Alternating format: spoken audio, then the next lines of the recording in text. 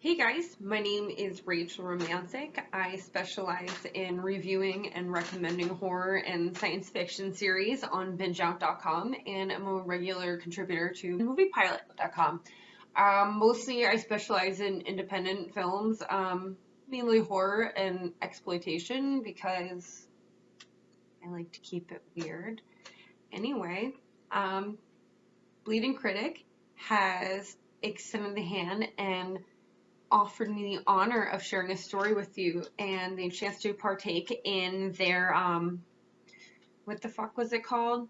Their horror therapy session. The cool thing was way before that, when my grandparents bought the house. It was abandoned for quite some time, and they got it at a super low deal, and come to find out, like, it had a huge history. The house is hundreds of years old, and it at one point used to be a mortuary. So it was about the 90s, and my sister and I were really little, and we used to have this weird chicken coop on our property. They had just had it lifted, and they had this really old, decrepit building removed, and there was just a bunch of fresh soil underneath. And this was like in the age of like Lion King and Pogs were like the coolest fucking thing ever, right? So me and my sister, we used to like to play this game called Bury Our Toys and forget the fuck where we put them until our parents were super pissed off, but it's not here or there. So we were in the middle of that, our favorite game one day, and so we're sitting there on the fresh soil and we're just digging, and we start digging up just like crazy random stuff, like diapers, but like not diapers we'd ever seen, diapers that were just super, super old. And like I didn't see shit stains or anything, because I mean, if I was, I would make sure to throw that tidbit into the story. But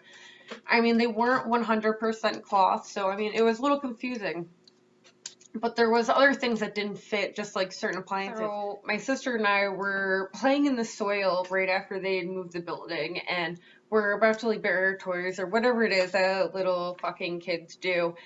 And as we're digging, we get to like this giant stone, and that's cool. We want to pull it out because we want to go a little bit deeper. And I mean, at this point, we're probably, I mean, like, we were young, and we were probably only like a foot down into the soil. It wasn't anything spectacular. Like, we weren't drilling a hole into the fucking earth trying to goddamn find inner earth here. We weren't trying to manifest reptilians into our front yard or anything, but so we kept digging around. We could actually get our fingers around it, and as we pulled it up, we noticed it was like a big slate or granite block, and dust it off, and it has names and dates on it. Lo and behold, I'm too young to read. My sister, I think at this point, was probably just old enough to read, but couldn't quite make it out. So she was trying to, and so we pull it up, and we notice there's just ants crawling all over everywhere, which is super normal for where we lived in New York. We had fire ants, carpenter ants, fucking goddamn it, step ants that drink too much and take a piss in your heating vents. We had them all. There was no discrimination on what kind of ants we had in this fucking part of New York. So we pull it up, and so yeah, it's definitely, it looks like a tombstone. But I can't remember exactly what it said, but it wasn't names. It was like it was a sentence of some sort, but it did have separate dates, like it was two different people. I mean, again, think back. This is before I know exactly what it said because I was too young to read. We didn't find out what it said till probably like 20 minutes later. There's no structure, and just we pull up bones. We pull up weird bones, and I'll never forget the one that I picked up myself. It was the jawbone. It was big, definitely human, 100%. And the only things that were in there underneath that gravestone, there was no coffin, there was no trap, there was no clothing, nothing, just a jawbone and what looked like maybe the piece of a leg, a pelvis, and some of the spine.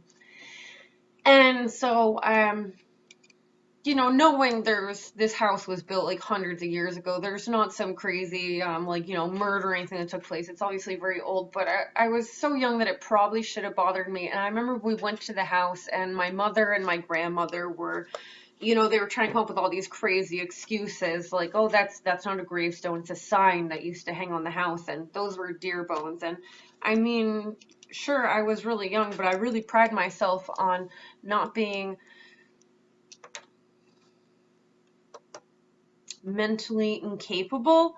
So yeah, you know, you kind of know human bones, and I mean, it was a tombstone. And my mother will talk back to this day, and she'll say, well, yeah, obviously we don't want to bother you, but never found out like who or what it was. But at that moment, I remember when we were finding it, I felt like I should have been afraid, but all I felt was curiosity in that moment. And I remember, my sister, and there was my cousins around, and my mom, and we had always a ton of people around at all times. And everyone seemed a little panicked, like we would be a little bit too afraid. But even at a young age, I knew this wasn't a scary thing. It was genuinely intriguing to me. I started making up like scenarios in my mind about the whoever it was that actually built the house and then passing out away on the land and being buried near each other, or not. And there were so many things that came to mind, but I was never afraid.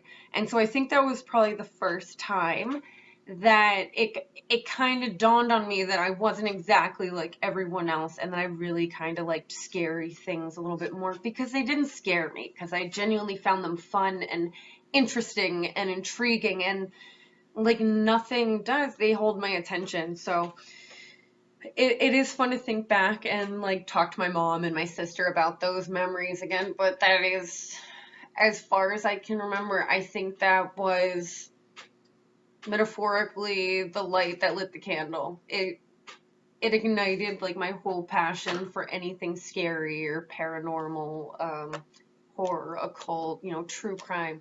I've never, I love seeing all the violence and the gore. I don't want anyone to actually be hurt. So for me, the horror genre has always been that fun, scary fantasy, but you never have to worry about someone's well-being, which is great, because as an empath, that really freaking sucks, which come to find out, a lot of empaths actually like horror.